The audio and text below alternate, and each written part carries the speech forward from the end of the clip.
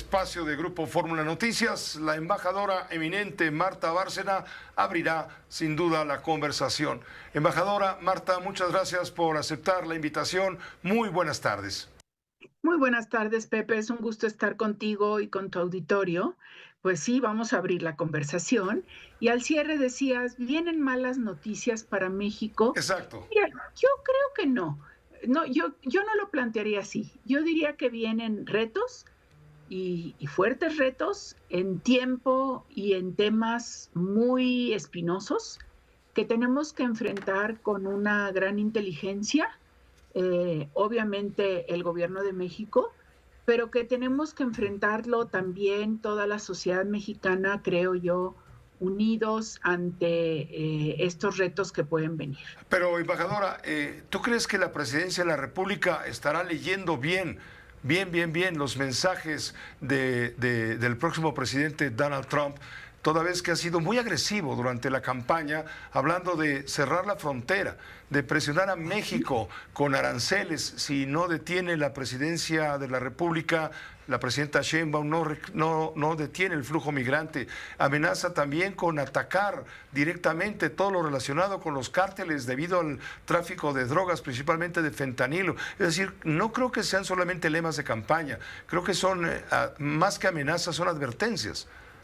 Yo coincido contigo, Pepe. Yo creo que por lo que he oído hasta ahora de la presidenta y de los altos funcionarios del gobierno, me parece que hay una lectura demasiado optimista, basándose en la necesidad que tenemos México y Estados Unidos uno del otro y del grado de interdependencia, aunque sea simétrica, pero de interdependencia y de todos los vínculos familiares, sociales, económicos, etcétera. Pero sí creo que esas advertencias o promesas que hizo Trump durante la campaña hay que tomarlas en serio, Pepe. Y hay que tomarlas en serio porque, a ver, la amenaza de cerrar la frontera el primer día que tome posesión o inmediatamente al día después, eh, puede puede ser una señal, uno, a sus votantes para decirles, miren cómo sí voy a cumplir mis promesas y miren cómo sí voy a apretar. Y para México, para decir, a ver, vamos a entrar a una nueva etapa de las relaciones bilaterales en donde yo te voy a poner los términos de la relación o las reglas del juego. ¿Sí? Eso puede ser una lectura. Entonces yo creo que tú te imaginas un cierre de la frontera, aunque sea por un día, que ya se hizo en la época de Nixon, ¿te acuerdas? Pero nada más que ahora comerciamos 3 millones de dólares por minuto.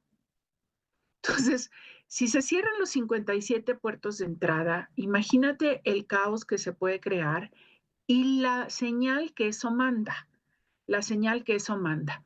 Segundo, Trump creo que ganó esta elección, si uno analiza todas las lecturas que se están dando en Estados Unidos y las encuestas, por dos o tres temas fundamentales.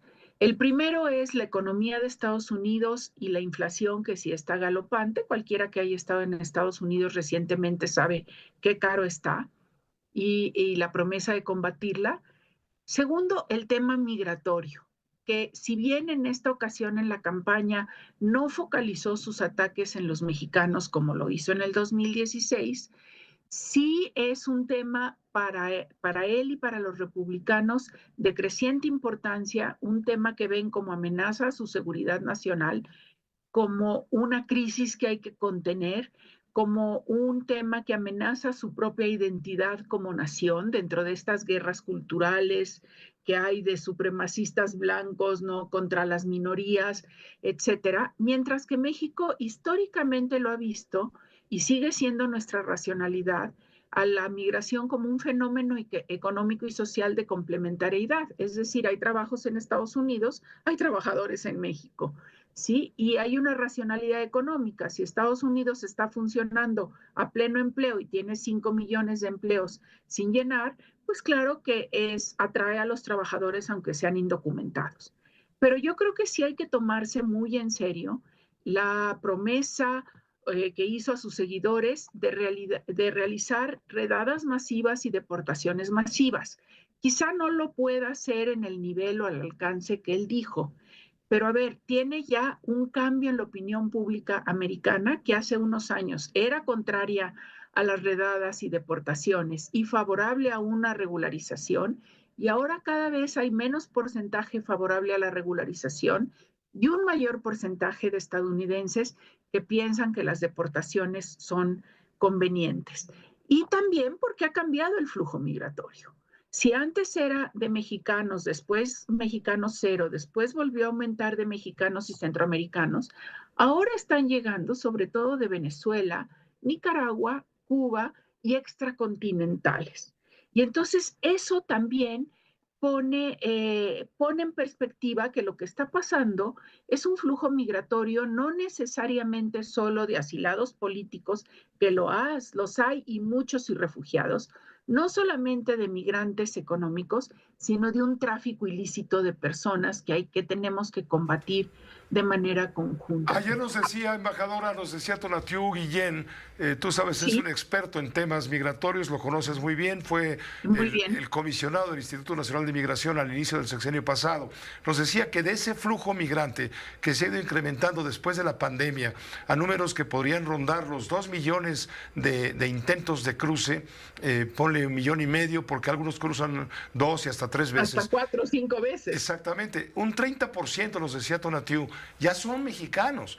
Claro, Así es. prevalecen los venezolanos, hay centroamericanos, extracontinentales, como tú señalas, pero mexicanos hay un 30%. Sí, yo creo que desgraciadamente ya dejamos atrás la llamada migración cero, por la que estaban regresando más mexicanos al país de los que se iban. Y yo creo que se debe a diferentes razones, Pepe. Hay un porcentaje de esa migración que son solicitantes de asilo. Los números no los tenemos muy claros porque todas las solicitudes de asilo a Estados Unidos tienen un proceso de confidencialidad y por lo tanto no nos dan a conocer o no se hacen públicas esas solicitudes tan fácilmente. Pero entre esos solicitantes de asilo hay personas que huyen de la violencia en sus estados, básicamente de Guerrero, Michoacán, Chiapas, Tamaulipas, Sinaloa ahora, Sonora algunos en Chihuahua. Y a ver, no podemos seguir negando en México que existe violencia en esos estados, que en esos estados hay una disputa por el control territorial, no solo por el tráfico de drogas, sino por el tráfico de personas, de especies en vías de extinción, todo. Y esas personas están huyendo de una situación real de violencia. Luego hay otro porcentaje importante de indocumentados que van a lo tradicional, a búsqueda de un mejor empleo.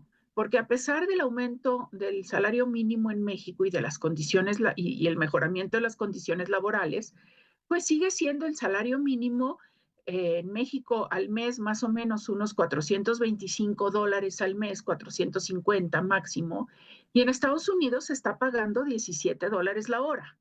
Entonces, el diferencial salarial sigue siendo muy atractivo a los mexicanos a migrar a Estados Unidos y como no hay muchos cauces legales para hacerlo, pues lo hacen de manera indocumentada. Y la economía americana necesita a esos trabajadores, pero lo mismo, no les da causas legales para migrar, entonces van de indocumentados. Entonces, Hay un punto, embajador, hay un punto clave que es el tratado comercial. Tú sabes que la relación, tú fuiste la embajadora de México varios años, sabes perfectamente que el flujo comercial significa para México la generación de ingresos que alimentan el Producto Interno Bruto. así es. La mitad del Producto Interno Bruto de México proviene de la relación comercial con Estados Unidos, entiendo. Un Eh, poco más de la mitad, Pepe, así es. Fíjate nada Eh, más. le ¿Qué pasa si nos revisan el tratado y el señor, como lo prometió, decide optar por tener otras opciones? Claro, en Estados Unidos va a haber mucha presión, pero también esa es otra Sí, amenaza que está pendiendo. por supuesto. Yo creo que, a ver, la revisión se tiene que hacer por ley, por el propio texto del tratado. La cuestión es que el futuro presidente Trump ha hablado ya de una renegociación sin especificar los temas. El riesgo que corremos es que vincule esa renegociación del TEMEC a temas no comerciales y de inversión, sino a temas como migración y fentanilo.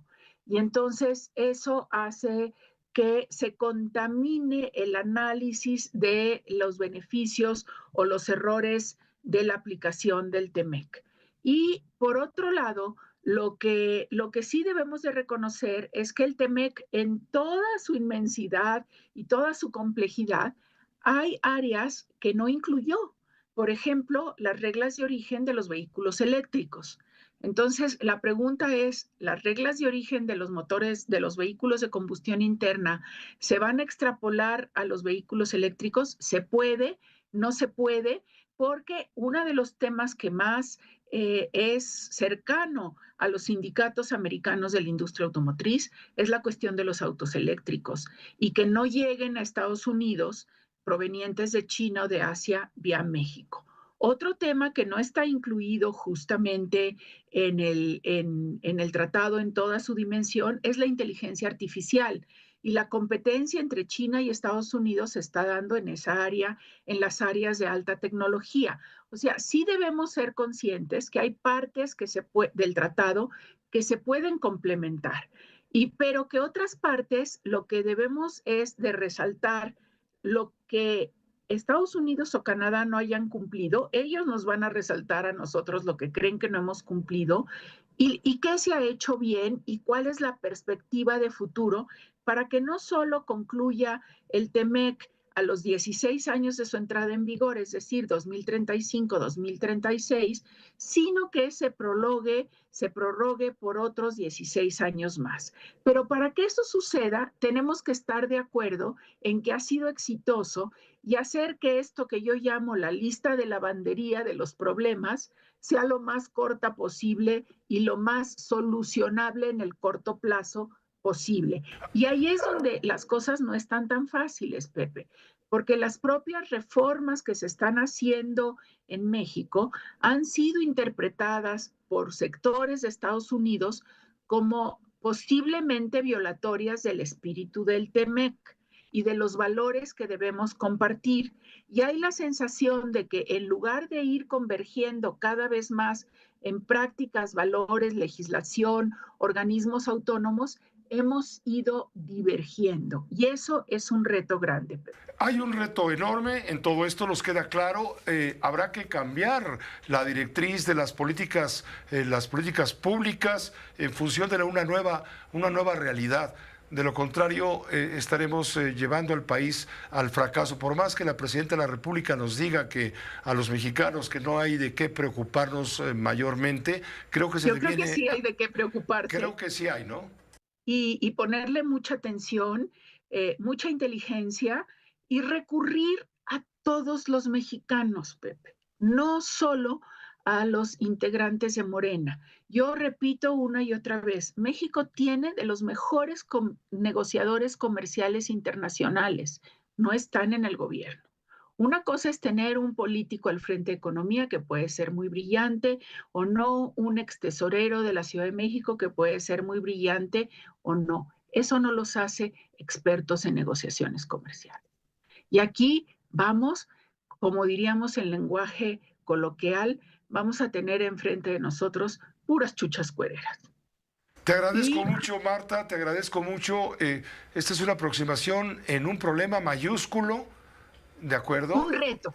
Es un reto, tú lo planteas con optimismo como un gran reto, pero ciertamente vemos nubarrones en el horizonte. Dices, no hay por qué esperar malas noticias, no, tal vez no sean... Pero sí retos que resolver con la mejor gente, con las mejores intenciones, con una estrategia y sin demeritar lo que las promesas de Donald Trump en campaña significan para México, que sí las va a tratar de cumplir al máximo. Queda claro, Marta Bárcena, te agradecemos muchísimo, como siempre, tu buena disposición. Es un gusto enorme contar contigo. Es un gusto enorme conversar contigo, Pepe, tener una conversación inteligente que ilustre y enriquezca el punto de vista de los mexicanos que te escuchan. Gracias, embajadora. Muy buenas noches. Muy buenas noches. La embajadora eminente, Marta Bárcena.